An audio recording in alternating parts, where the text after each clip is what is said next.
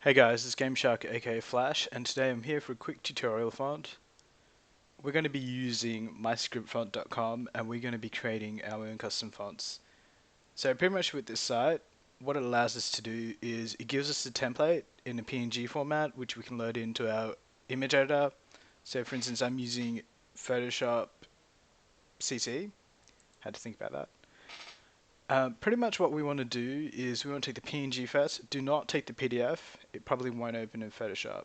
So take the PNG, click on it, save as. You want to pop it into either your desktop or a folder where you can find it quickly. So I'm just going to be popping it into a folder called tutorial that I've just made on my desktop. Okay. So once we've done that, whoops, we just want to open our template. So I'm just going to drag and drop that into Photoshop. And we just want to unlock this layer. After unlocking the layer, we just want to make a new layer. So layer, new layer, or Control-Shift-N, hit OK. So now that we have our new layer, we can just straight away start drawing on the new layer.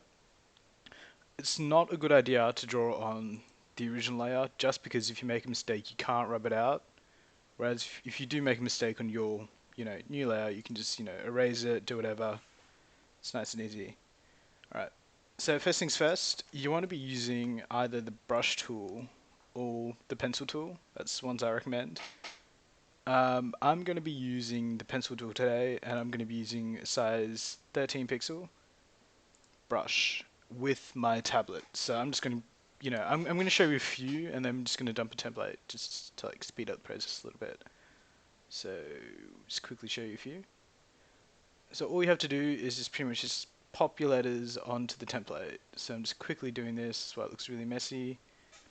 Another thing is you don't want to have your guidelines on when you're doing this, just because your guidelines will actually kind of like snap, like it'll kind of like move where you're like drawing, just like a slight little bit, make it look a little bit weird.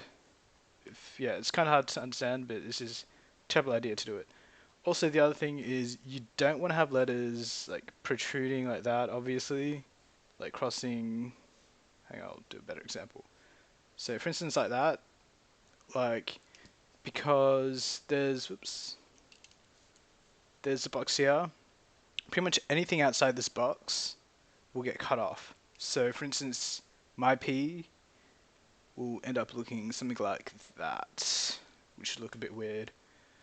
Okay, so do that for the rest of the whole page until you get up to optional letters. With the optional letters, since a lot of people don't actually use accented letters, you don't need to do all of them. Do the ones you feel like doing.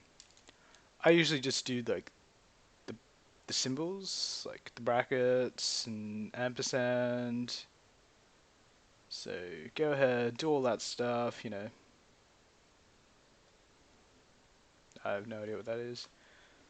And then once you're done, you just need to save that. I made one earlier, so I'm just going to go ahead and open the one I made earlier just to show you guys what a finished one looks like. So I finished this one off earlier. I made a lot of like layers and stuff just because it's like a tutorial video. You don't have to do that. I'll try to leave the PSD in the tutorial page so you can see where like all the files and stuff. Once you're done, just save as, and you want to save it as PNG. And I'm just going to name mine template field, so I'm just going to overwrite that because I already have that. So once we're done, we need to go back. Whoops, didn't save. Okay, once we go back, once we're done, we need to go back to the site. We just need to upload that file. So upload the field template, not the template, and give it a name. So I'm not going to call it tutorial font because I just called something tutorial font. So I'm going to call it La. Okay, so let that process. Might take a little while. Once we're done, it'll give us blah.tf or whatever you called it. Just open that up. Alright, click it to download, or you might need to right click it and save as. So once that's downloaded, just open it up and there's your font. So once you have your font, you need to install it. So click install, and once it's grayed out and the prompt's gone away, that means it's installed. So we can just go back here and we can test it out. So I'm just going to make a new document. Let's make it 600 so you can see it. And we should be able to whoops. So our font should automatically just appear here. You might have to reload Photoshop, but sometimes you won't have to. So here is my working font.